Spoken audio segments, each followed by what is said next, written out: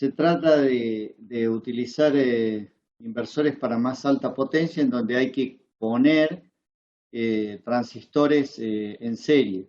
Bueno, este tema lo voy a tratar más adelante, así que va a quedar como tema, por el momento como tema de lectura. Y si alcanzamos, lo voy a dar.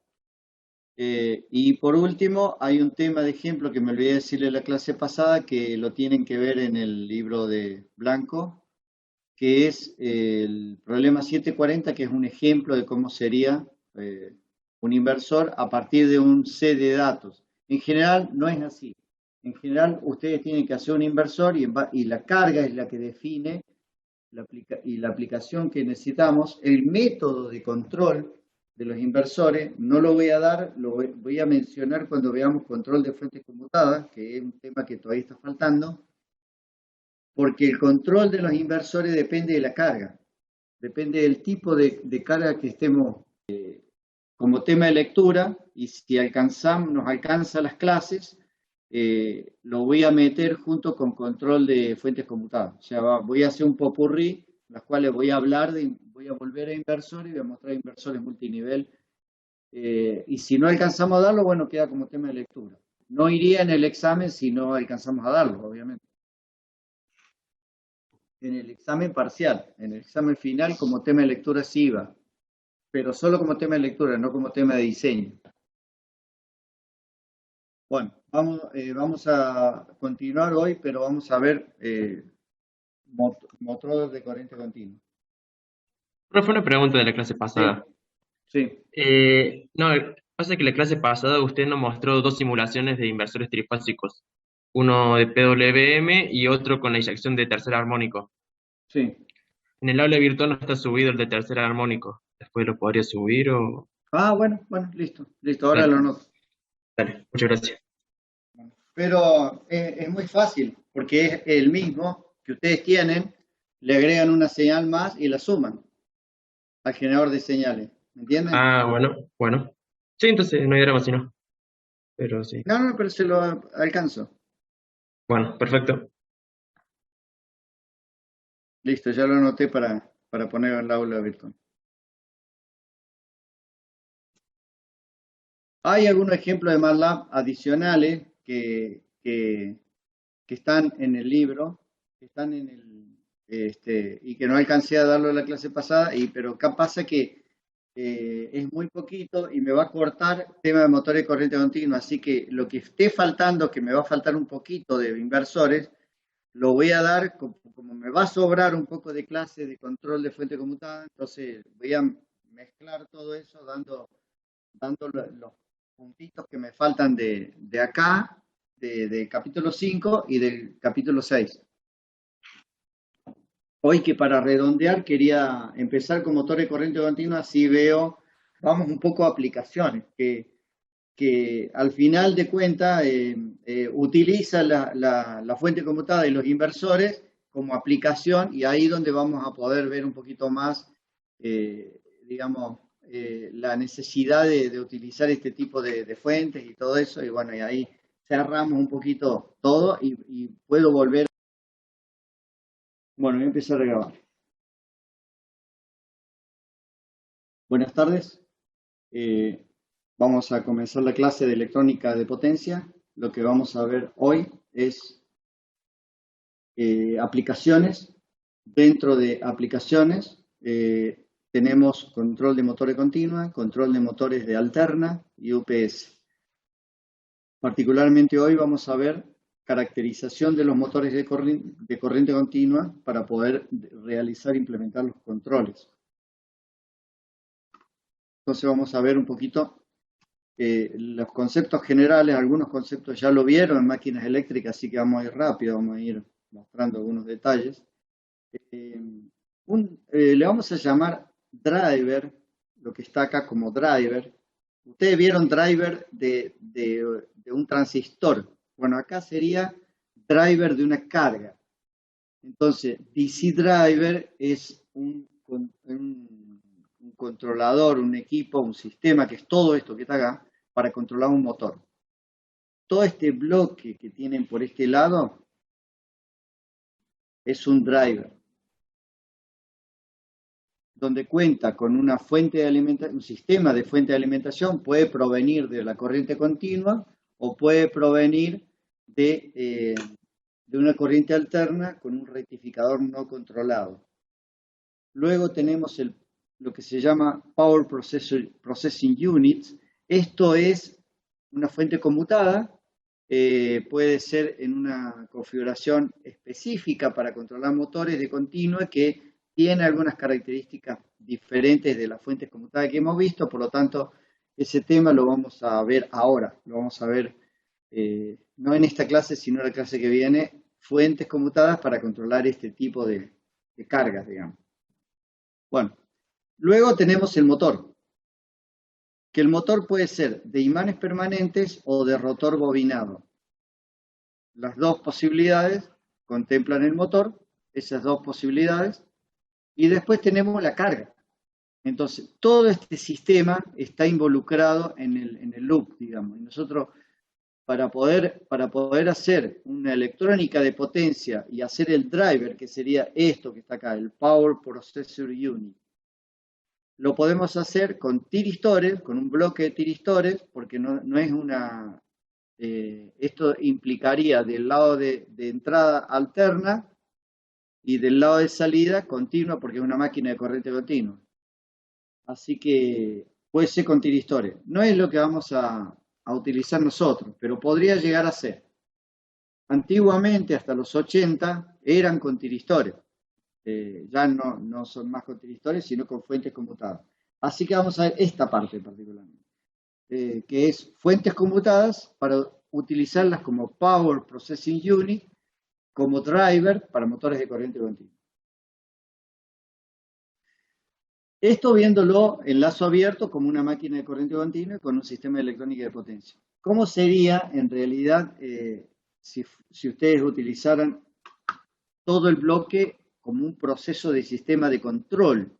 Bueno, resulta que para tener en cuenta el control tenemos la fuente de alimentación conmutada, que sería el Power Electronic Converter. Ahora, en vez de llamarle Power Electronic Unit, otros libros le llaman así, una fuente conmutada. El motor, el proceso que sería la carga, que puede tener distintas características, el control de ese proceso y luego un controlador para controlar parámetros de este motor. ¿Qué parámetros? Bueno, por ejemplo, se requiere a veces controlar la velocidad y controlar el par de carga. Esos son parámetros que se requieren. Pero, ¿qué mido con electrónica de potencia? Y puedo medir voltaje y puedo medir corriente en la carga. Entonces, y puedo medir velocidad también. Eso es lo que generalmente mido y luego lo utilizo en el loop para analizar. Variaciones del control de los parámetros pueden implicar variaciones en la electrónica de potencia del controlador. Es decir, puede que querer mejorar las características del controlador o del sistema de control implique aumentar considerablemente la corriente de los transistores o la energía de disipación de los transistores. Así que eso es un punto que tenemos que tener muy en cuenta a la hora de hacer un controlador.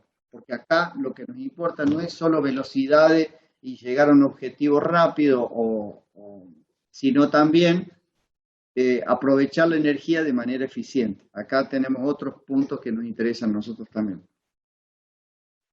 Volviendo al motor, que vamos a primero ver esta parte, después vamos a ver esto. Volviendo al motor, tendríamos dos casos de motores de corriente continua. Un motor de corriente continua de imanes permanentes en el campo o de estator bobinado. Eso sería, no sé si acá dije, creo que dije rotor. El rotor siempre, acá sería, estamos hablando del estator, ¿no? No sé, hay un error ahí en el texto. Pero acá tienen el estator, bobinado, que se llama el bobinado de campo, y el rotor siempre es bobinado. Siempre es bobinado el rotor. Lo que puede no ser bobinado es el campo, que puede ser de imanes permanentes o de campo bobinado. Esas son las dos opciones que ustedes podrían llegar a tener. Si vamos al modelo de una máquina, tendríamos lo que está dibujado acá en el rotor, esto sería el rotor, y esto que está acá sería el estator. Entonces, a través de las escobillas, que sería esto que está dibujado acá, y esto que está acá, y esto que está acá, se puede ir, a medida que el rotor gira, se puede ir conmutando las delgas que aplican en la conexión. Dependiendo de la posición que tenga el rotor, es el bobinado que va a estar conectado. Así que el bobinado es función de la posición relativa del rotor. Y va conmutando.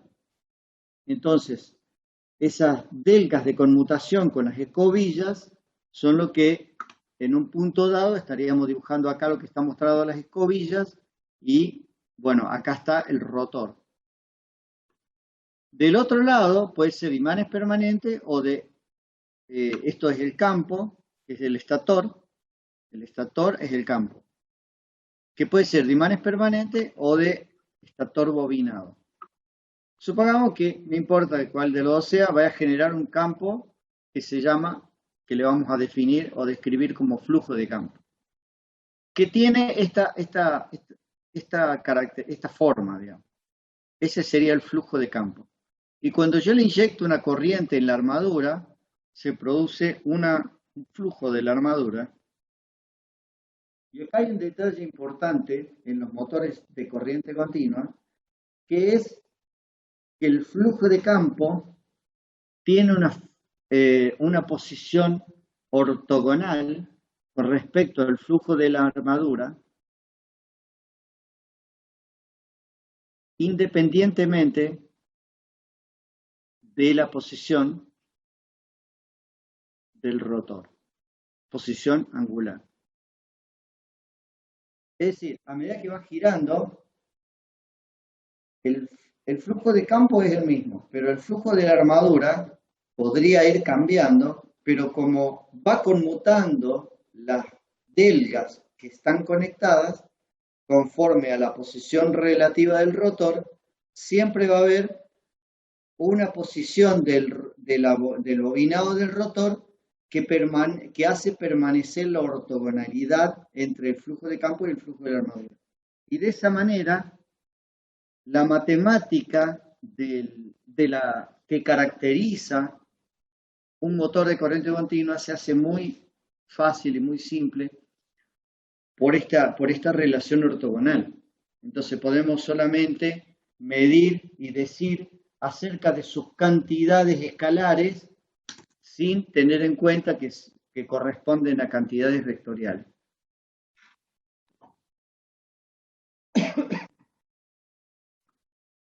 Bueno, acá tienen una opción que es cuando la corriente tiene un sentido, tenemos un flujo de la armadura en un sentido, y si invertimos la corriente, la hacemos negativa, tenemos un flujo inverso, digamos.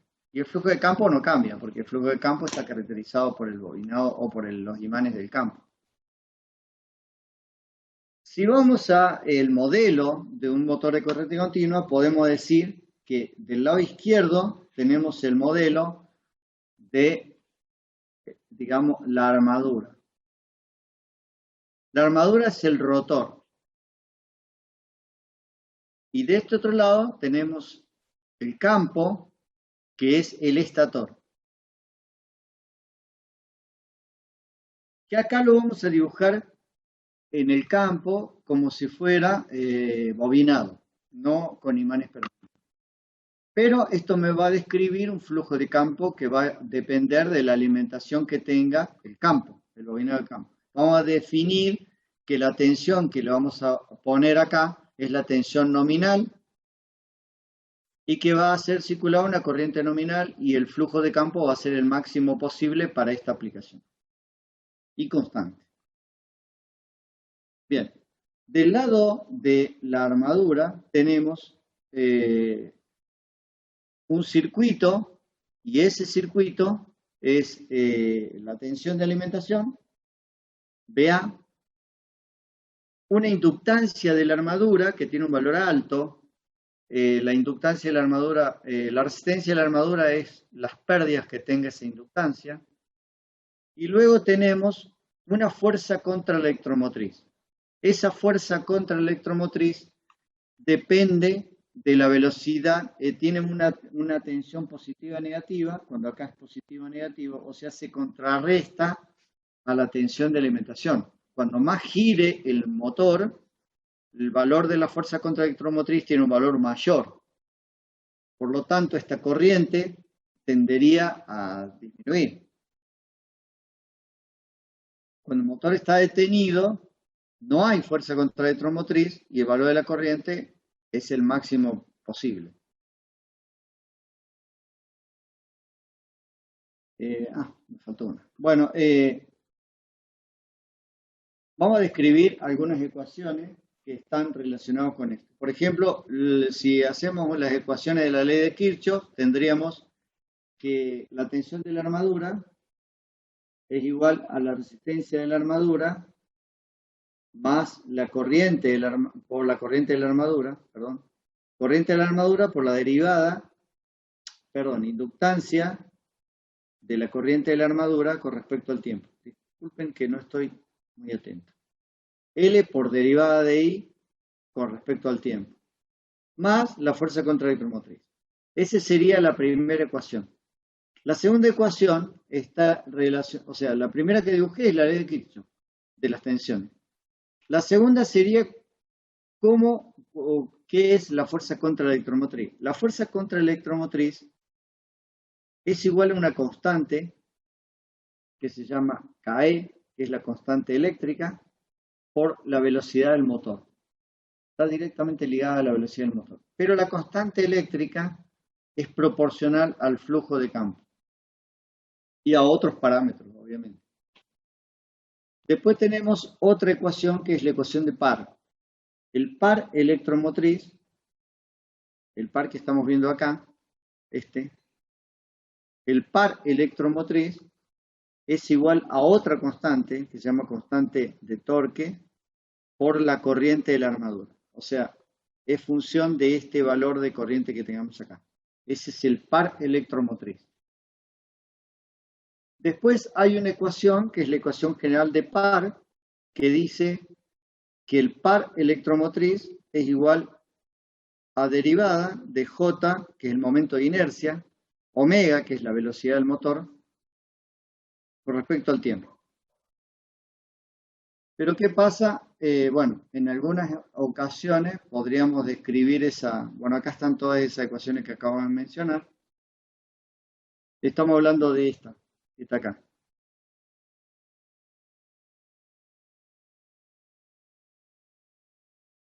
Esta sería el par de aceleración, que acá le llama TB, derivada de J omega con respecto al tiempo. Este sería el par de aceleración. Acá le llama TB. Además, el par electromotriz es igual al este TB, que es el par de aceleración, más el par de carga. Y un detalle interesante es que en estado estacionario,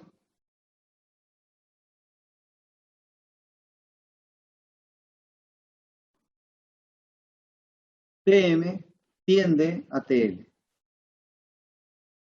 Digamos que es igual.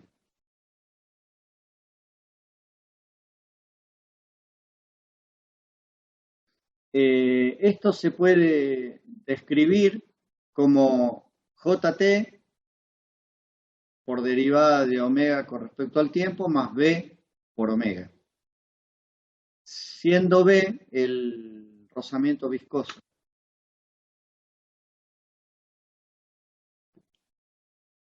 Bueno, acá tienen, esta es la ecuación general de par, que es una derivación de la ley de Newton. Y después tienen otra ecuación más que la ecuación de potencia. La potencia electromotriz se describe como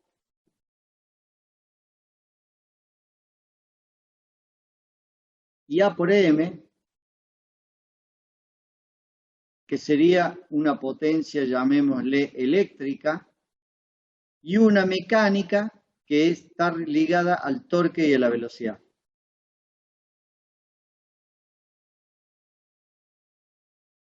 Que serían esas dos que están acá. Bueno, haciendo un arreglo de la primera de todas, o sea, llevando M para el lado izquierdo, me quedaría eso que están mostrando ahí. Y luego de la segunda, que es esta, la tercera, esta que está acá, del par electromotriz, yo puedo sacar que IA es par sobre constante. Acá le llama constante del motor. ¿Por qué razón? Porque, a ver, acá. Si tomo la primera, sería IA por M, pero M es KE por omega. Y la segunda es torque, pero torque es KT por omega, por IA. Si lo multiplico por omega, entonces acá se lleva flap con este con este, y me queda que KE es igual a KT. Pero determinadas unidades, si utilizamos determinadas unidades, eso va a ser posible. Entonces, en muchas ocasiones, a las K sub I le llamamos CM directamente, constante del motor. Se van a encontrar por eso en muchos libros directamente CM. Bueno, ahí tienen que IA es torque sobre CM, y también de la ley de Newton generalizada podemos describir esta ecuación si tomamos que el rozamiento viscoso es aproximadamente 0 o es muy bajo. Si yo esta IA, este término, lo pongo ahí y ahí, bueno, me queda este término que está acá y ya puedo ver una ecuación que tiene relación con la velocidad y con las tensiones y con el par. La velocidad está descrita acá como derivada segunda y acá como sin derivada. Entonces pueden ver que es una ecuación de segundo orden respecto de la velocidad. Y está metido, por ejemplo, LA, RA, pero me conviene a veces no dejarle en estos, ya estaría la ecuación, esa sería. O sea, una ecuación que yo la puedo arreglar, ordenar mejor y me va a quedar una derivada segunda de la velocidad, una derivada primera y una velocidad, y ya tengo una ecuación diferencial de segundo orden que caracteriza el motor de corriente continua. Y ahí está. Pero ¿qué pasa? Me conviene a veces ponerla en términos de parámetros medibles. Los parámetros medibles son las constantes del motor. Y las constantes son las constantes de tiempo eléctricas y las constantes de tiempo mecánicas. Entonces, vamos a hacer un poquito de arreglo de esta ecuación y, por ejemplo, la vuelvo a escribir esa que le escribí arriba. Lo único que hago es dividir todo por RA, tanto el primer miembro como el segundo miembro. Acá van a ver que desaparece RA, me queda 1 sobre CM por TM, pero acá me queda LA sobre RA. Pero LA sobre RA es constante de tiempo eléctrica. Entonces van a ver que ya está acá como constante de tiempo eléctrica. Bueno, y queda este término y se define como constante de tiempo eléctrica LA sobre RA. El motor tiene dos constantes de tiempo eléctrica. La constante de tiempo eléctrica de la armadura y la constante de tiempo eléctrica de, digamos, el bobinado del estator. La del bobinado del estator no la vamos a considerar porque siempre está alimentada con una tensión fija. No estamos variando, no estamos dando variaciones como para tenerla en cuenta. Pero vamos a ver después que sí la podríamos variar. Si la podemos variar, bueno, tendríamos que tener en cuenta ese LF sobre RF, que sería del campo, del bobinado del campo o del estator. Y esa constante de tiempo sería TEF y este sería TEA. Si no es así, siempre cuando digamos constante de tiempo eléctrica nos estamos refiriendo a la armadura. Se describe B nominal cuando alimentamos el motor con el valor nominal, que es el máximo posible. Así que el nominal es el máximo. Y también, si tenemos en cuenta, podríamos describir que es la constante del motor por B0, por omega 0, perdón, siendo omega 0 la velocidad nominal. También podemos describir esta ecuación, que es el torque máximo posible, que se llama torque de cortocircuito. ¿Cuándo se da? Cuando tenemos corriente máxima. ¿Cuándo tenemos corriente máxima? Bueno, cuando el motor está detenido y le doy alimentación o cuando lo freno a tal punto que el motor se detiene o se jala. Y ahí mido el valor del torque para esa situación y lo suelto, obviamente, no lo dejo. Es una medición rápida. Teniendo en cuenta la primera, la vuelvo a escribir acá arriba y, bueno, multiplicando ambos términos por este término, lo acomodo un poco, ¿para qué? Para sacar un poco estos términos y dejarlo en términos medibles. De nuevo, voy a describir la constante de tiempo mecánica. La constante de tiempo eléctrica era LA sobre RA y la constante de tiempo mecánica, vamos a encontrar dos constantes de tiempo mecánica. La constante de tiempo mecánica, si el motor no tiene carga y no tiene una inercia en la carga, entonces esa constante de tiempo le vamos a llamar, digamos, TM. Bueno, acá no las diferencias, ¿no? TM1, vamos a decir, y acá TM2. No las diferencias, perdón que no las diferencias.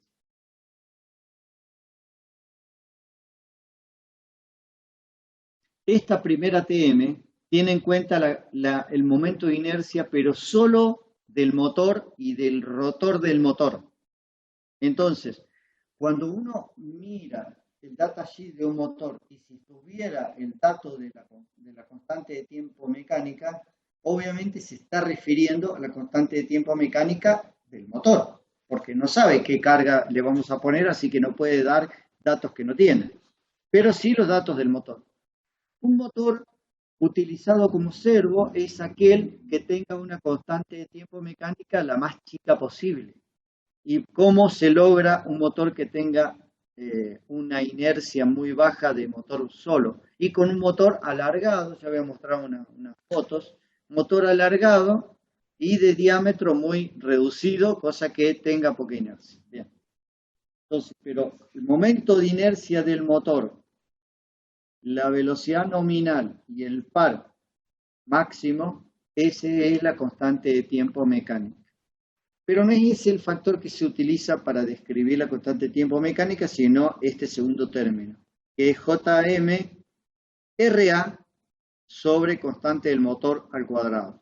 Este término es el que se utiliza generalmente para describir la constante de tiempo mecánica, y como yo tengo RA y CM al cuadrado, entonces, como tengo en todos lados RA y CM al cuadrado, bueno, va a ser muy fácil simplemente acá acomodar un poquito los términos y describirlo en términos de constante de tiempo mecánica.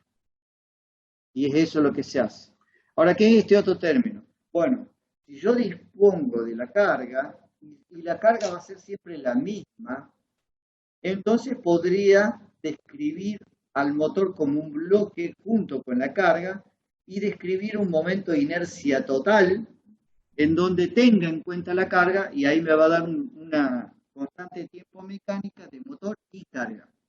En ese caso me va a dar un valor que supuestamente sería mayor, porque el momento de inercia va a ser mayor, así que directamente proporcional, y ahí tendríamos un momento de inercia de motor y carga. El que normalmente vamos a describir es este, el momento de inercia del motor solo. Cuando hago un bloque de sistema de control, me interesa este en realidad, no me interesa este. Pero siempre y cuando la carga sea conocida y sea siempre la misma. Si yo voy a cambiar la carga, tendría que hacer un sistema de control para, teniendo en cuenta estos detalles de la mínimo momento de inercia posible y el máximo, y cómo se funciona o funciona mi sistema de control para distintas variaciones de carga, viendo los extremos, el mejor de los casos y el peor. Bueno, entonces esta ecuación de arriba la reacomodo como está acá abajo y me va a quedar en términos de constante de tiempo mecánica. Y bueno, ajustándola un poquito mejor, me queda como está ahí. Y si la reordeno, este término cuadrático lo pongo acá, este término lo pongo acá. Y además lo normalizo, porque yo puedo normalizarlo respecto, omega respecto de omega 0, BA respecto de B0 y torque respecto de su torque nominal. Y bueno, y así me queda algo más estándar, que es esta ecuación que está acá. Esta ecuación es la ecuación, sería el modelo dinámico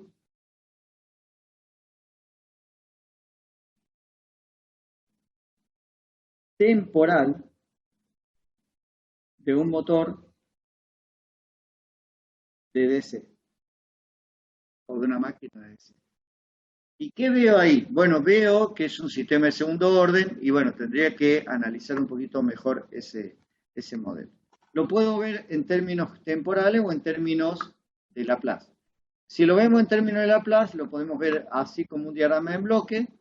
Se aparece como un lazo cerrado porque la fuerza contraelectromotriz es función de la velocidad.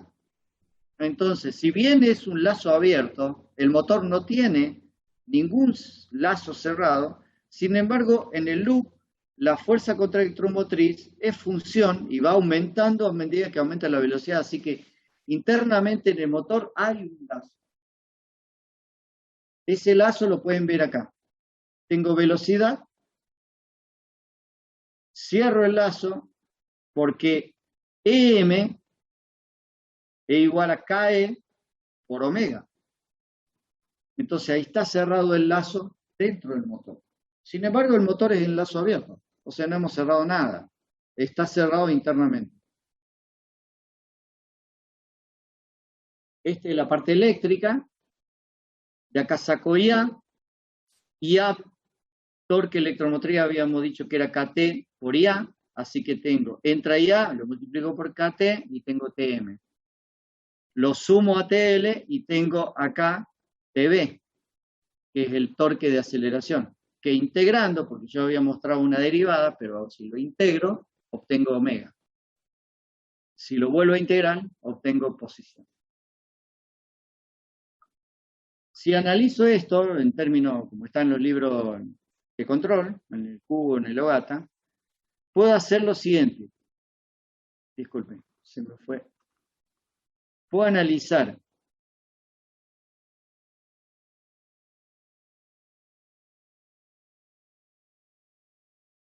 omega en función de TM y hacer TL igual a 0, o omega en función de TL y hacer TM 0. Entonces me queda este término, lo puedo hacer también en función, acá en el apunte está, omega en función de BA, que es este término. Omega en función de BA. Y omega en función de TL. Cuando hago omega en función de BA, hago TL igual a 0, obviamente. Y cuando hago omega en función de TL, hago este otro término igual a 0, o sea, BA igual a 0. Acá tengo el primer C de ecuación y el segundo C de ecuación. Omega en función de BA y omega en función de TL.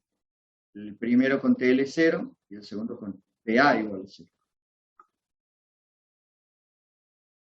Y el término primero le llamamos G1 de S, que es más importante, y este término lo puedo arreglar un poquito en términos de Laplace, y me queda una ecuación como está acá abajo, en términos de constante de tiempo eléctrica y constante de tiempo mecánica. Y ahí podría quedar. Pero si yo lo comparo con un sistema de segundo orden, como el estándar que ven en los libros de control, puedo describir entonces cuánto vale omega n y cuánto vale zeta. Y pueden ver que omega n es 1 sobre constante de tiempo del motor, por constante raíz, ¿no? Por constante de tiempo eléctrica. Y el otro término también está vinculado con las dos constantes. Así que las dos están relacionadas tanto para el omega n como para el zeta. Esta es la constante de tiempo mecánica que habíamos dicho y esta es la constante de tiempo eléctrica. Si la constante de tiempo eléctrica es mucho más chica que la constante de tiempo mecánica, yo podría hacer que es 1 S Tm más T, lo podría hacer aproximadamente igual a S por Tm y hacer T que tiende a 0. La relación que suele haber entre la constante de tiempo eléctrica y la mecánica es 10, pero a veces ese término puede, no sé, no llegar a ser suficientemente, como dice ahí, muy chico, muy menor T que Tm. 10 veces por ahí no es suficiente. Pero bueno, dado ese caso, podría simplificarlo en esta ecuación. Y esta ecuación lo que me dice es lo siguiente. Si yo hago un escalón de alimentación de tensión, puedo determinar el valor. Esta figurita, esta la saqué del libro, de un libro, pero después le voy a mostrar una simulación que está mejor que esta. En realidad sería así. Yo aplico un escalón de tensión al motor y quiero ver cómo se comporta la corriente. La corriente se va a comportar, un poquito más adelante, como un impulso. Va a tener esta forma. Y va a tender hacia lo que tenga que tender. Por ejemplo, dependiendo, esto es corriente, ¿no? ¿Corriente de qué? De la armadura. Y esto es tiempo. Puede tender a 0 si el motor no tiene carga. O puede tender a la corriente requerida para la carga. ¿Y de dónde saca esa ecuación? Y sale de la ecuación de par generalizado, que decía que el torque electromotriz es igual al torque de aceleración más el torque de carga, y el torque de aceleración era J derivada de omega con respecto al tiempo, más B por omega. Vamos a despreciar B, entonces me quedaría esa ecuación que está ahí. ¿Qué pasa? Cuando estamos en estado estacionario, o sea, después que terminó el impulso de arranque y llegó a su velocidad nominal, la derivada se hace 0. Entonces Tm es igual a TL. Y como Tm es igual a Kt por IA, entonces la corriente no puede ser 0 si hay un torque de carga. Ahora, si no tiene carga, esto va a ser 0. Y si tiene carga, va a tender al valor de la carga. Y eso es lo que vamos a ver en las simulaciones.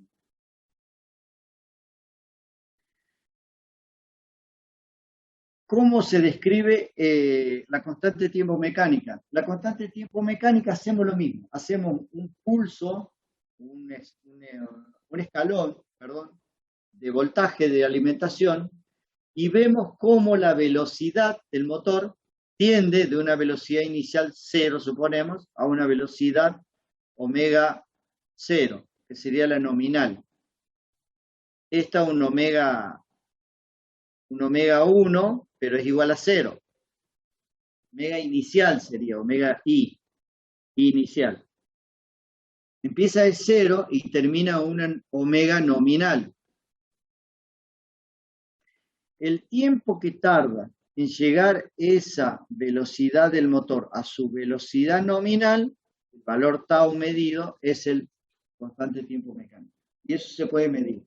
La constante de tiempo eléctrica se puede medir porque es este pulso que está acá, es el tiempo que llega, no en llegar a su valor estacionario, sino en llegar, en vez del valor máximo, al porcentaje que es el tau, porcentaje porcentual, digamos, que es el 82%, este valor.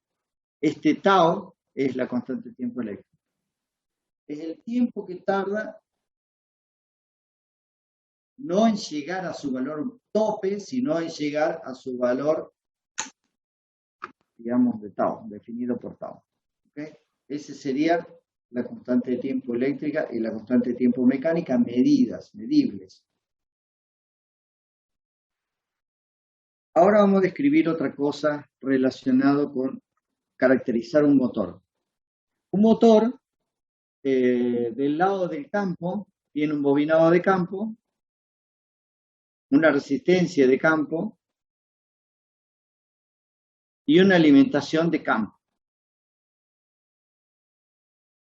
Del otro lado está digamos, el rotor, con la fuerza contra el rotor. Y acá tienen el flujo de campo. Y acá tiene una corriente de campo, que es función de la tensión que ustedes le aplican. Bien. Cuando tiene toda la tensión nominal, el valor máximo, y no lo cambiamos y le damos con BF el valor máximo de alimentación posible, vamos a tener el máximo flujo de campo posible. De ese flujo de campo se llama flujo de campo nominal y es el que está descrito como omega cero. Todos los subceros son valores nominales. ¿Qué pasa si yo quisiera controlar la velocidad del motor? Bien, puede darse una situación que yo necesite más velocidad que la nominal. Si yo necesito más velocidad que la nominal, hay una opción, que es disminuir esta corriente, que indirectamente sería disminuir el flujo de campo. ¿Cómo se ve acá? Se ve en esta ecuación, la velocidad del motor es 1 sobre KE, esta es sacada de la ecuación de Kirchhoff, ¿no? En donde me daba, yo simplificaba, digamos, la ecuación, vamos para atrás, es esta, ¿no? Esta que está acá. De esta ecuación, nada más que a IA le pongo esta ecuación puesta en lugar de IA. La derivada, obviamente, la hago igual a 0 porque estamos en estado estacionario.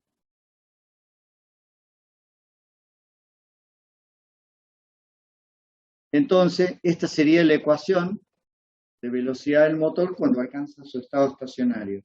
Y lo que veo es lo siguiente, que la velocidad, yo le aplico una VA que es la máxima, y tiene un torque que es el torque electromotriz, que es el máximo, que es el que me pueda llegar a dar. Pero si yo quiero, bueno, ahí puedo ver cuál es la velocidad. Si yo quiero cambiar la velocidad del motor, tengo que cambiar este parámetro. Y con eso cambio la velocidad. Lo otro no es cambiable. La resistencia de la armadura no la puedo cambiar, el KT, la constante del motor, ni el KE, ni el KT, ni el KE, y el TM depende de la carga, porque TM se iguala a la carga en estado estacionario. Yo puedo poner TM o ahí puedo poner TL. Uy, disculpe. Bien. ¿Cómo varía la velocidad que yo les digo que pueden llegar a valores más altos que la nominal? Bien. Si yo bajo KE, que es lo mismo que bajar KT porque son la misma constante. Yo les comenté que es la constante CM. Si yo bajo este valor puede aumentar. ¿Y cómo hago para bajar ese valor? Bueno, resulta que KE es proporcional a la corriente de campo o al flujo de campo. Entonces, si yo quiero disminuir KE, lo puedo hacer siempre y cuando tenga un estator bobinado. Y esta tensión de alimentación la bajo. Si bajo, baja IF, y si baja IF, baja BF, y al bajar BF aumenta la velocidad. Si el motor tiene una carga leve, esto puede llegar a funcionar bien. ¿Por qué razón? Porque el torque electromotriz es igual a KT por IA.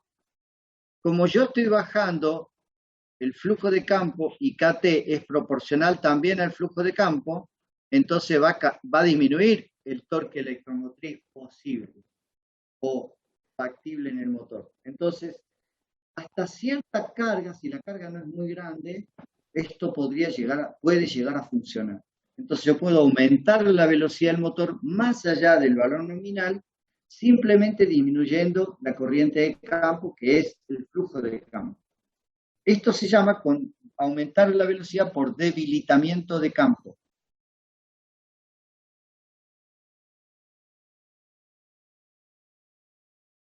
Entonces voy a tener un valor factor B, que le vamos a llamar B, que es el flujo actual, que lo he reducido obviamente, sobre el flujo nominal. Y me va a dar un valor que va a estar entre menos 1 y 1. ¿Por qué menos 1? Bueno, pues yo podría poner en vez de más, menos, podría ponerle menos más, y ahí cambié la polaridad de la corriente de campo y cambié la polaridad o la dirección del flujo de campo. Así que puede valer entre menos 1 y 1. Hay un problema, que es cuando el motor no tiene carga. Cuando el motor no tiene carga, esto lo podría bajar a 0 y la velocidad tendería al infinito. Entonces no es posible un KE suficientemente chico, por lo tanto B tiene que tener un valor mínimo para no embalarse el motor. Cuando el motor no tenga carga. Cuando el motor tiene carga no hay problema porque la carga estabiliza, digamos, pone en algún punto de equilibrio el motor. Pero si no tiene carga, hay que limitar el valor, digamos, mínimo que utilizo, digamos, como corriente de motor. No puedo bajar menos de tal valor, si no el motor tiende a embalarse. Dicho esto, yo entonces este término lo tendría que cambiar en la ecuación que habíamos visto anterior, y la ecuación anterior, entonces me quedaría el torque, sería KT por IA, pero le agregaría un coeficiente a este término, porque acá yo puedo cambiar este KT, sería esto. Como este término lo puedo cambiar, entonces KT es variable, ya no sería una constante, sería un parámetro regulable.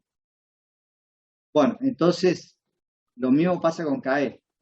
Entonces yo, introduciendo ese parámetro en la ecuación del motor, me aparece, yo lo tengo escrito en un anexo del apunte, el término B me aparece acá, me aparece acá, me aparece ahí, me aparece acá y acá. Ahí aparece el término B, que vale teóricamente entre B mínimo, menor o igual, y menor o igual que 1.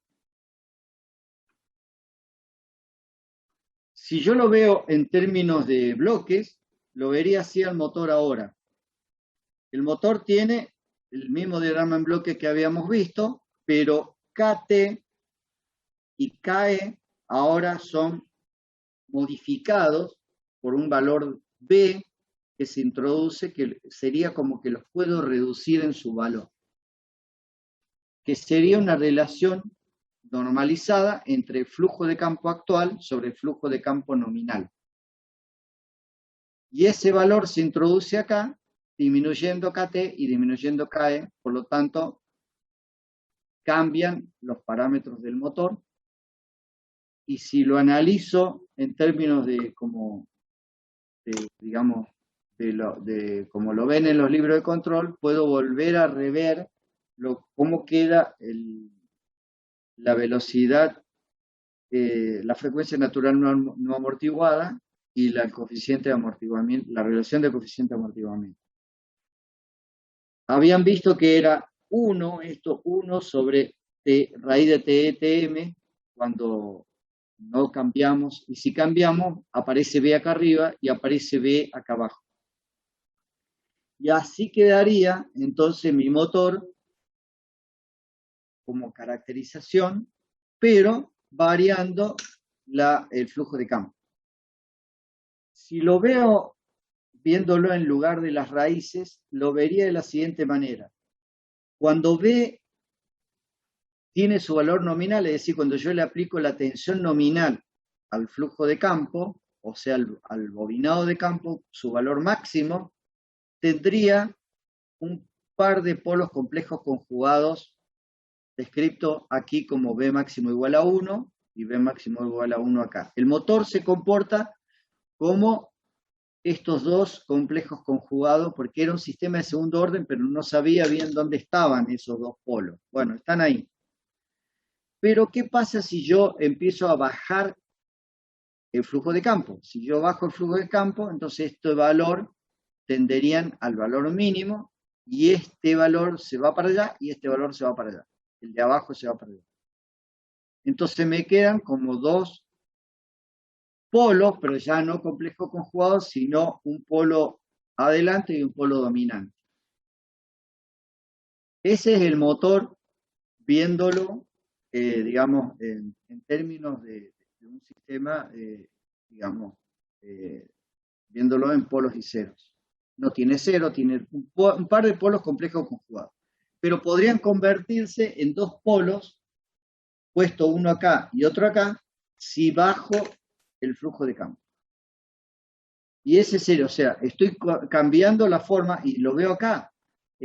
Cambia omega n y zeta, cambia su comportamiento dinámico si yo cambio, aparte de cambiar la velocidad. No es solo que cambia la velocidad, puedo aumentar la velocidad por encima de su valor nominal, sino también cambia el modelo, la caracterización y la forma en que se comporta el motor. Vamos a analizar a partir de ahora el modelo estacionario. El modelo estacionario parte del modelo del motor generalizado, dinámico, y en estado estacionario la derivada de omega, primera y segunda, y la derivada de torque, primera, tienden a cero. Así que este término lo tacho, este lo tacho, este lo tacho, y me queda solamente este término que está acá como modelo estacionario de una máquina de corriente continua. Que la puedo acomodar de esta forma, o la puedo acomodar de esta forma, pero es siempre lo mismo que está ahí. Lo pongo de un lado o del otro. A esta ecuación final la puedo describir en términos. Pongo en este eje omega, velocidad del motor respecto de su valor nominal, entonces me va a quedar 0 y 1, menos 1, y respecto de su torque nominal. Entonces me va a quedar de este lado y de este lado. Como lo divido por un valor muy alto, porque no es torque nominal, es torque de cortocircuito, es un valor muy alto. Entonces, en general, por eso no alcanza a ser 1, sino 0,5 o un valor más chico a veces, dependiendo. Hay otros modelos que lo dividen respecto de su torque nominal, entonces me va a dar 1 acá. Y de este lado tengo estas curvas, que son las curvas que se dan cuando cambio la velocidad del motor. Cambiar la velocidad del motor implica, o sea, el parámetro que utilizo para cambiar la velocidad del motor es cambiar la tensión de alimentación, la tensión de la armadura. ¿Respecto de qué? De su valor nominal, por eso está puesto normalizado acá. Entonces, la tensión de la armadura es lo que me cambia la velocidad del motor. Pero, ¿qué pasa? Cambia la velocidad, yo la puedo cambiar de esta curva a esta curva, a esta curva, a esta curva, y ahí está dibujada este otro salto, digamos, está dibujada por saltos. Bien, yo puedo cambiar la velocidad del motor, pero fíjense que no es. ¿Cuál es la curva ideal? La curva ideal en realidad sería, disculpen, la curva ideal, esperen que quería borrar esas franjas del que está ahí. Bien, la curva ideal sería esta. ¿Qué significa esa curva? Que yo puedo cambiar la velocidad del motor independientemente del par de carga, cosa que no es cierto. Es decir, yo puedo cambiar la velocidad, sí, pero si cambia el par de carga, y algo va a cambiar la velocidad, porque no es completamente independiente. Por eso la curva tiene una pendiente. Debido a esa pendiente que tiene la curva, es que no es independiente completamente, no es una variable completamente independiente, la velocidad con la tensión de alimentación de la armadura. A partir de la segunda ley de Kirchhoff, yo puedo reacomodar las ecuaciones y me queda esta ecuación que es lo que mostré recién en el término de variación del flujo de campo. Y reacomodándola también me puede quedar así. Bueno, acá está puesto muy exagerado, digamos. Pero pueden ver que también esta variación del par respecto de la velocidad es este parámetro, y ahí pueden ver que esa curva que está acá es esta curva que está acá. En realidad sería, acá está omega y torque, y acá está omega arriba y torque a la derecha. O sea, esta curva ideal que está acá sería esta que está acá. Es por la forma en que está descrito dónde están los ejes, nada más. ¿Ok? Pero son una curva parecida, son curvas parecidas. La otra es hecha a partir de otro set de ecuaciones, pero llego a lo mismo. Es algo más sencillo, pero llego exactamente a la misma que esta que está acá. Conclusión. Para variar el par electromotriz en un motor de corriente continua, yo tengo dos opciones. Cambiar la corriente de la armadura, porque el par electromotriz es KT por IA. Entonces, cambiando IA, cambio la corriente de la armadura. Pero KT es proporcional al flujo de campo. Entonces, yo cambiando el otro parámetro que está acá, que es este, también puedo cambiar el par. Para cambiar la velocidad en un motor de corriente continua, tengo que cambiar la tensión de la armadura o también el flujo de campo.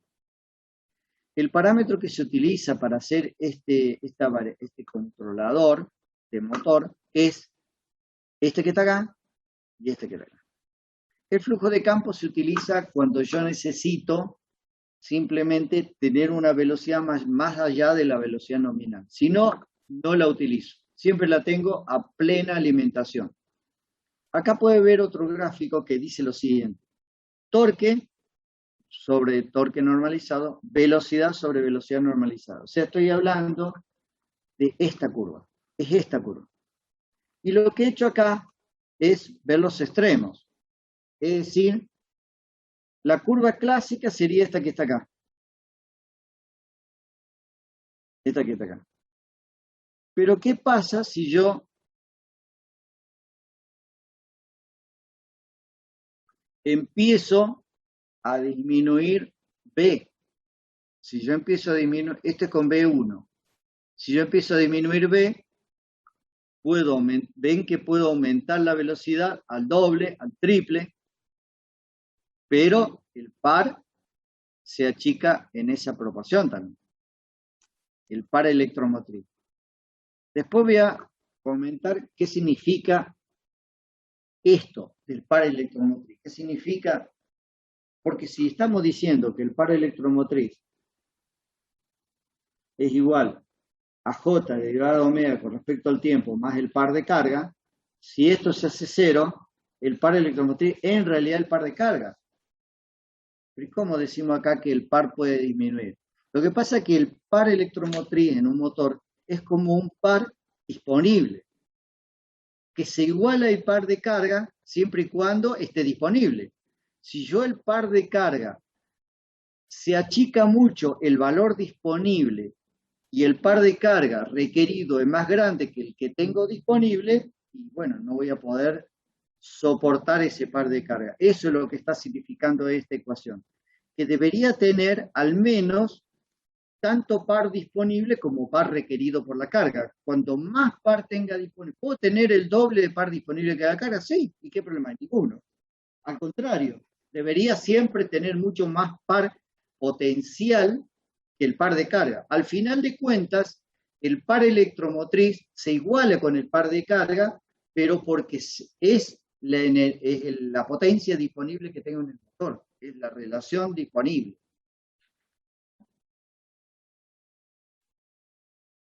Cerrando el tema, podemos ver lo siguiente. Acá pueden ver que de este lado tengo velocidad y acá tengo, de este lado, tengo en el eje rojo tengo tensión de alimentación.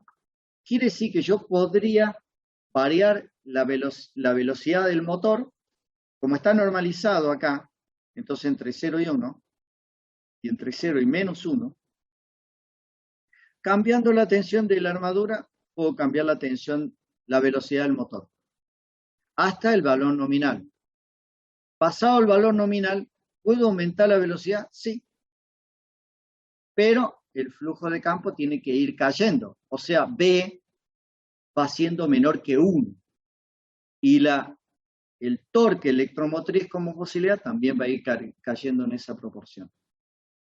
Esta parte se llama de rango de control por debilitamiento de campo. Esto es cuando yo necesito más velocidad que la nominal a costa de perder par disponible. Y lo mismo pasa con valores negativos.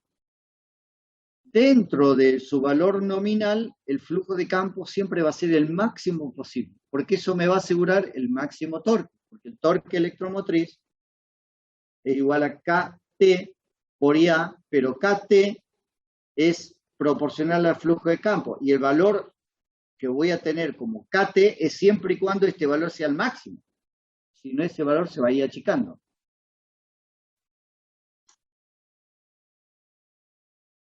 ¿Cómo lo tenemos en el MATLAB a esto? Bueno, ahora vamos a hablar sobre los simuladores para controlar motores.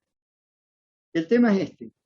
Necesitamos hacer una simulación de un control con una carga determinada, que en este caso es un motor. Pero tiene adentro un modelo dinámico de segundo orden. ¿Cómo lo hago en el SPICE, por ejemplo? Bueno, tendría que poner ecuaciones matemáticas que representen el modelo de un motor, en donde tengan que entrar características del motor, parámetros del motor, que son la constante de tiempo eléctrica, la constante de tiempo mecánica, o la resistencia de la armadura, la resistencia de campo, la inductancia de la armadura, el momento de inercia y todos esos parámetros que al final de cuentas serían los parámetros del motor.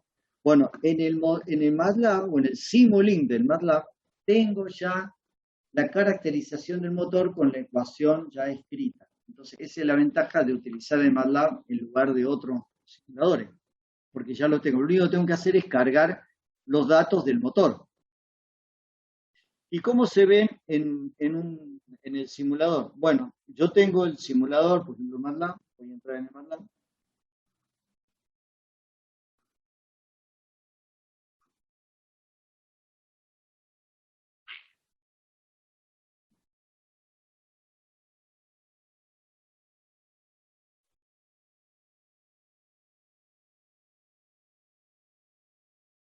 Bueno, mientras va entrando, demora un poco.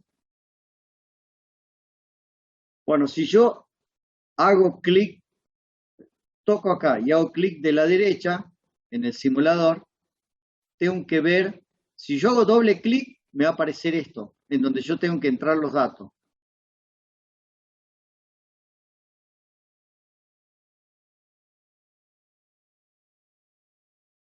Puedo entrar por acá también.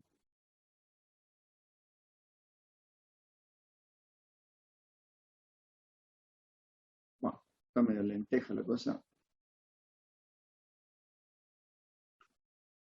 Sigamos. Si yo hago doble clic acá, me va a aparecer esto. Ahora, si yo pongo Look Under Mask, viendo dentro de la máscara, entonces me va a aparecer este modelo que está acá, que es el modelo de motor. En donde vos tienen de este lado lo que está acá, A mayúscula, A minúscula, A menos y A más, que serían los valores de la armadura, y F de campo, el bobinado de campo, que está puesto como un bobinado, pero en realidad dentro tiene más que el bobinado, la resistencia también está, y después los parámetros que entran, que es el torque de carga, y la salida, un vector M que tiene los parámetros.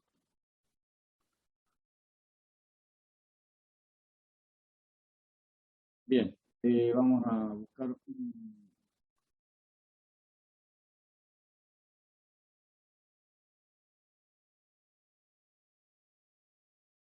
Bien, ahí tengo un blanco.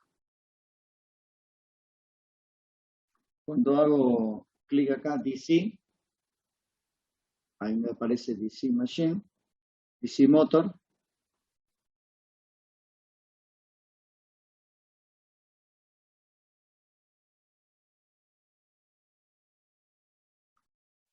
Miren que no me gustó este motor.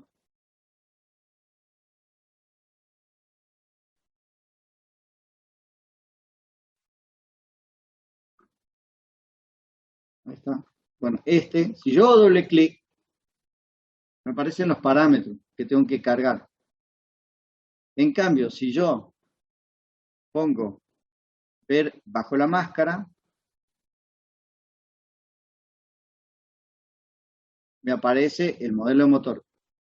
¿Y qué tengo acá? Bueno, la entrada de alimentación positiva y negativa de la armadura, en donde tiene un lector de la corriente, después tiene la resistencia de la armadura, la inductancia de la armadura, la fuerza contraelectromotriz con la suma, y después un modelo que me va a sacar la fuerza contraelectromotriz, pero la fuerza contraelectromotriz se caracteriza porque es velocidad y constante eléctrica, pero la constante eléctrica está relacionada con el flujo de campo y el flujo de campo es un parámetro que tiene que ver con la corriente de la armadura. Entonces, de este lado está la armadura, la resistencia y la inductancia de la armadura, y entran acá como IF.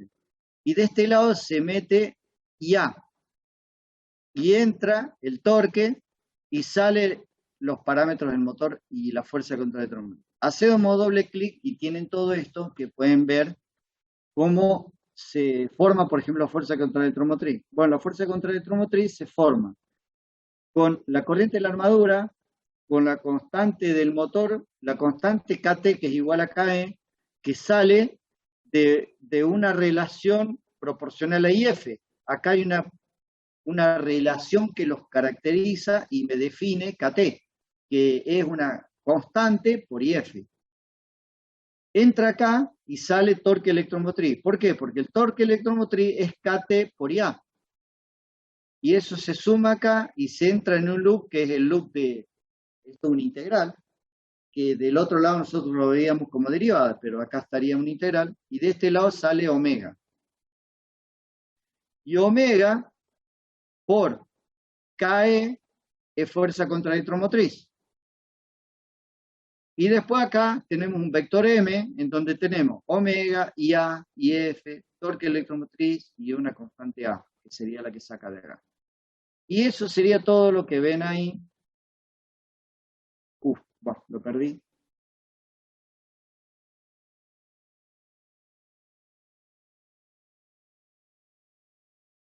Lo perdí, perdón. Bueno, ahí tienen de nuevo, y esa sería la máquina de corriente continua. Volviendo acá, entonces tendrían ese modelo, y ahí tienen cómo es todo el modelo, y acá está la ecuación, que sería esto que está acá. Nada más que acá está como derivada y allá está como integral. ¿Por qué? Porque yo integro y puedo sacar omega. Saco omega y lo integro con todo. Siempre hay que elegir en lo posible integrar y no derivar, porque es más sencillo y no converge nunca. Bueno, una vez que tengo eso, yo podría ver el motor. Tomado aquí estaría el modelo del motor, ese modelo de motor que mostré recién. Y lo que voy a hacer es ponerle parámetros a ese motor, alimentarlo a la armadura, perdón, al campo, o sea, positivo y negativo en el campo, con un valor fijo de tensión de alimentación, y ahí me daría un KE y un KT fijos, como si fuera imanes permanentes.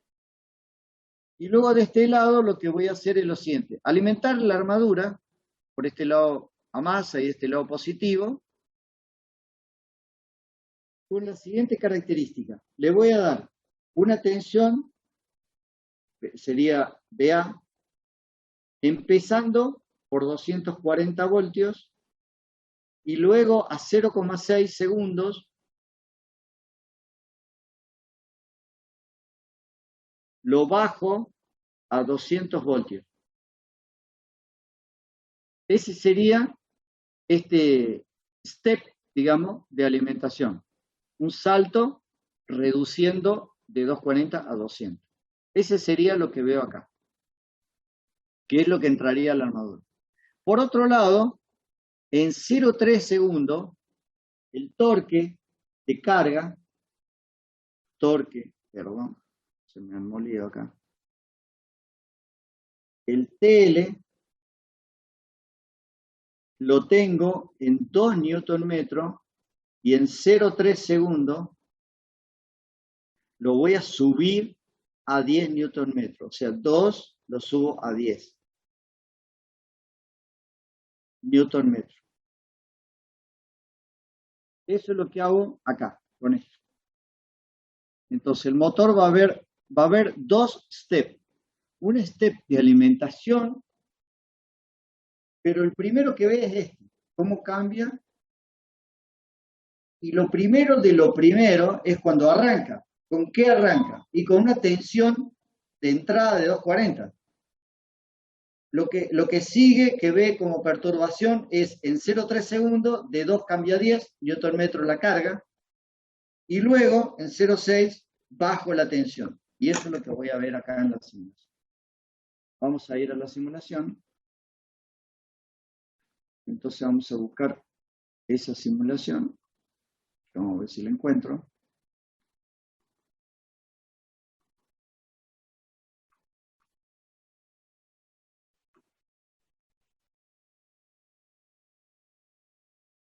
Sería eso que está ahí. Bueno, entonces acá tengo el motor con los parámetros cargados. Esos son los parámetros B que yo le he cargado, de 240 de alimentación. Ahí están los parámetros. Bueno, ese sería lo que yo cargué. Después, en 0,3 segundos, doy el salto y bueno, voy a mirar de este lado. ¿Qué miro en el osciloscopio? Arriba vea. Luego voy a ver la velocidad. Luego voy a ver par. Pero par no lo voy a ver como un solo como un solo parámetro, sino lo voy a ver como dos parámetros sumados. El par de carga, que es el que entra acá, más, no sería más, sino sería un y el par electromotriz. ¿Para qué me interesa ver los dos juntos, en el mismo eje, en el mismo línea de osciloscopio? Para ver si realmente cómo se comportan estos dos parámetros digamos, en el inicio, cuando no estamos en estado estacionario y cuando alcanza el estado estacionario. Después voy a ver la corriente de la armadura y la voy a comparar con la anterior, que es el par, porque vemos que la corriente de armadura y el par electromotriz hay una relación simplemente de una constante de tiempo, que es la mecánica. Y luego la corriente de campo, que debería haber una línea fija, siempre constante, porque yo acá le estoy dando una tensión constante y no estoy cambiando nada, así que debiera ser ver una línea. Bueno, corremos la simulación.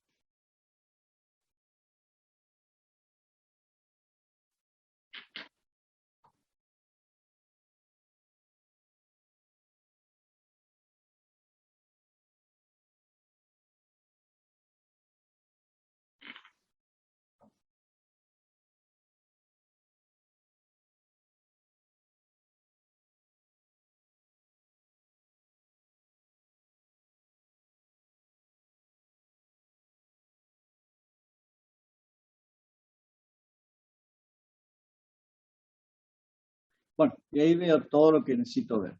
Vamos a ver, vamos por partes, dijo Jack.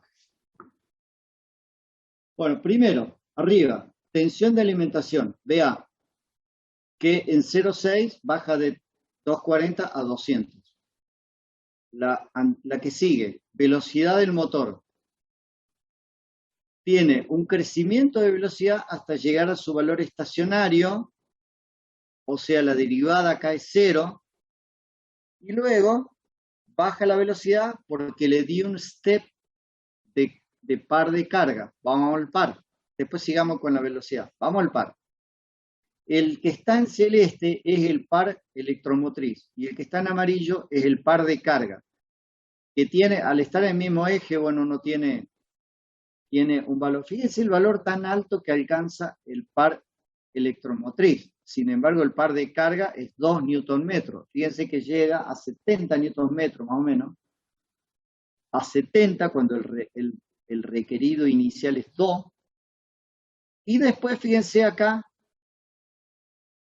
tienden a ser el mismo, excepto acá. Bueno, ¿por qué no igualan exactamente? Bueno, porque acá el rozamiento no está puesto como 0. Entonces va a haber un valor de una diferencia pequeña porque no, el rozamiento en el simulador no se puso 0.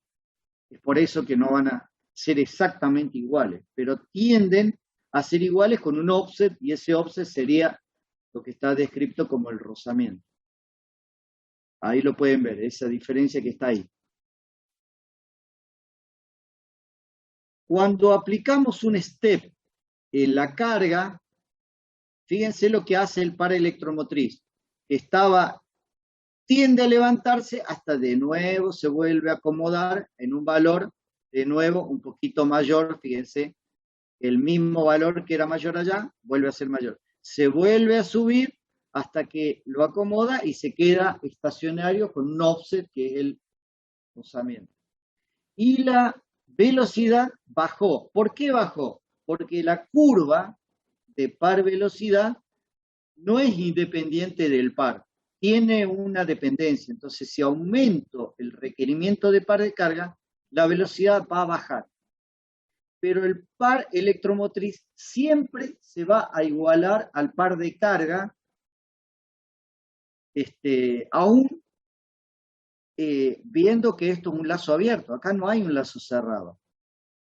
Lo que no se puede igualar es la velocidad, obviamente. La velocidad no vuelve a restablecerse. Bajó y bajó. Y quedó ahí. Ahora, si yo bajo, acá ven, fíjense que la tensión de alimentación ahora la bajo. En 0,6 segundos ya se estacionó de nuevo, pero yo bajo la tensión para ver qué pasa. Y la velocidad vuelve a bajar, porque bajé la tensión de alimentación. Pero también baja el par de aceleración, que es el que está acá. El par de carga no cambia, el par de carga es el mismo. Baja el par de aceleración y se vuelve a restablecer manteniendo de nuevo el mismo offset que tenía antes. Este offset que tenía acá lo vuelvo a restablecer. O sea, la perturbación aparece, pero se restablece. Tarda una constante de tiempo, un tiempo determinado, que es ese que están viendo ahí. Ahora vamos a constantes de tiempo. Primero, constante de tiempo eléctrica. La constante de tiempo eléctrica la habíamos descrito como el tiempo que tarda en llegar a su valor nominal, a su valor máximo la corriente. Fíjense que la corriente, en azul es la corriente. La corriente, acá está puesto como torque, pero acá abajo es corriente, es lo mismo. Fíjense que esta forma es igual, la de amarillo, igual que la azul. La corriente, fíjense que alcanzó a 80 amperes. Y acá, como es una relación directa, bueno, acá también casi 80 newton metros. Pero bueno, vamos a la corriente. La corriente, fíjense que alcanzó a 70 amperes. Y la máxima requerida para el máximo par de carga, en este caso, fíjense, no supera 20 amperes. Quiere decir que estoy desaprovechando los transistores porque estoy exigiéndolo en el arranque a 70 amperes, cuando lo máximo que voy a necesitar en la mayoría de los casos va a ser no más de 20 amperes. Eso es un detalle a tener en cuenta para después analizarlo con más profundidad esto. Pero vamos a la constante de tiempo eléctrico. La constante de tiempo eléctrica, entonces, es el tiempo que tarda la corriente en alcanzar su valor máximo cuando lo arrancamos en este escalón. O sea, estamos viendo ahí que, fíjense, acá esta escala es 100 milisegundos. Bueno, esto sería alrededor de 10 milisegundos la constante de tiempo eléctrico. La constante de tiempo mecánica, el tiempo que tarda en alcanzar velocidad a su valor nominal o su valor estacionario. El valor estacionario lo alcanza más o menos por acá, pero como el tau es por acá, entonces, o sea, el 80 y algo por ciento, entonces estamos hablando de 100 milisegundos en la constante de tiempo mecánica. Conclusión, constante de tiempo eléctrica sería alrededor de 10 milisegundos, constante de tiempo mecánica alrededor de 100 milisegundos. Y ahí estarían las dos constantes de tiempo y yo podría poner eso digamos, en el modelo del motor si no conociera los parámetros del motor. Sin embargo, yo en el ejercicio que estamos puse los datos de los parámetros del motor porque yo escribí los datos del motor que están acá, que son estos que están acá. Así que los parámetros están. Pero yo podría comparar esos parámetros con lo que estoy observando en la simulación.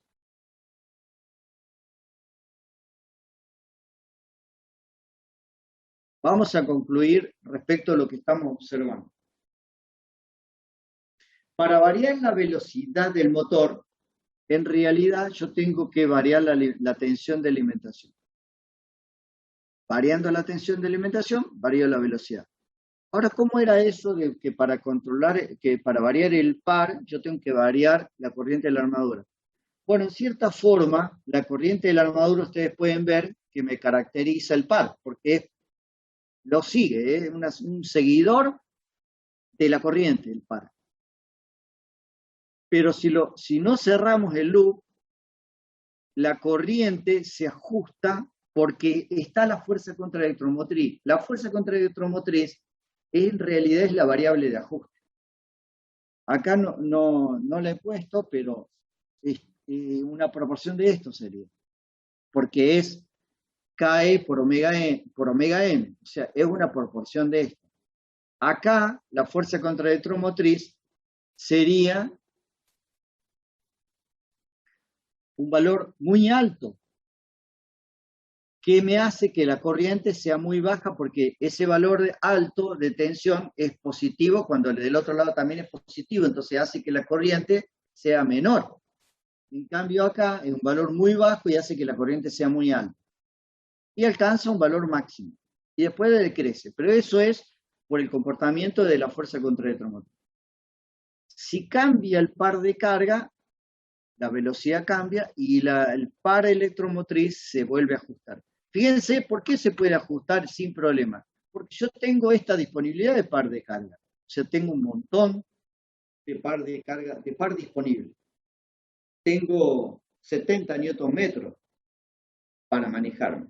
Ahora, también tengo 70 amperes circulando. Entonces, yo podría recortarlo, por ejemplo, a esto en 50 amperes y voy a llegar acá, voy a tener un diente de sierra acá recortado o un recorte acá, supongan, en 50 newton metros, que sería el par disponible, pero porque yo ya sé que la carga nunca va a superar, supongan, 40 newton metros. Entonces yo no tendría que sobreexigir los transistores en el inicio a llevarlos a 70 amperes cuando yo podría llevarlos a 50 amperes. Entonces los recorto acá, puede demorarse un poquito más acá, la constante de tiempo podría demorarse un poquito más la mecánica, pero bueno, es poquito lo que podría demorarse y a cambio puedo poner transistores más chicos. No tendría que poner transistores de 80 amperes, sino podría poner transistores de 60 amperes.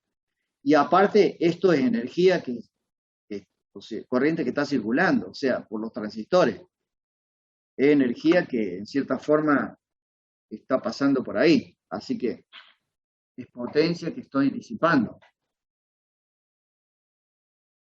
Así que yo podría reducirlo si yo reduzco o controlo un poquito esta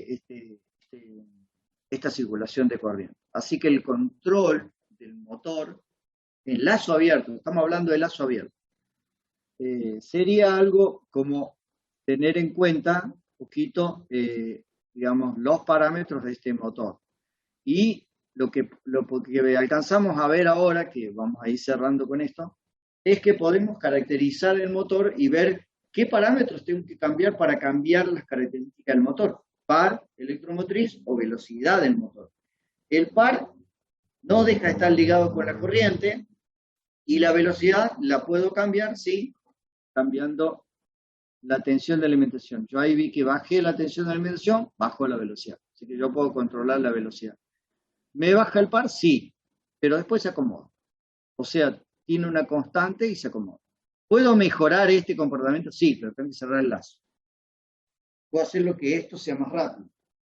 Que este alcance de nuevo, que el par de carga, que el par electromotriz alcance más rápido el par de carga, lo puedo lograr, pero bueno, habrá circulación de corriente mayor, ¿no? Pero puedo mejorar esta dinámica. Lo mismo que puedo limitar la máxima corriente, pero ya tengo que hacer un control.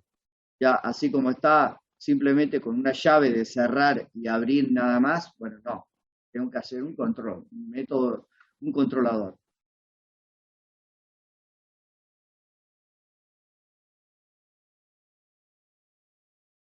Bueno, volvamos a la diapositiva entonces. Acá está lo que le mostré. Y bueno, lo que acá cerramos, para no continuar con esto, así le recargo de temas. Y bueno, concluimos que lo que alcanzamos a ver hoy simplemente es caracterizar el motor con los fines de la clase que viene a ser la electrónica de potencia. Pero yo ahora puedo saber qué tengo que hacer para cambiar las características del motor en su comportamiento frente a la carga. Par y velocidad, que son los más importantes. Manteniendo corrientes de los transistores digamos, dentro de ciertos parámetros de control. Bueno, ¿preguntas?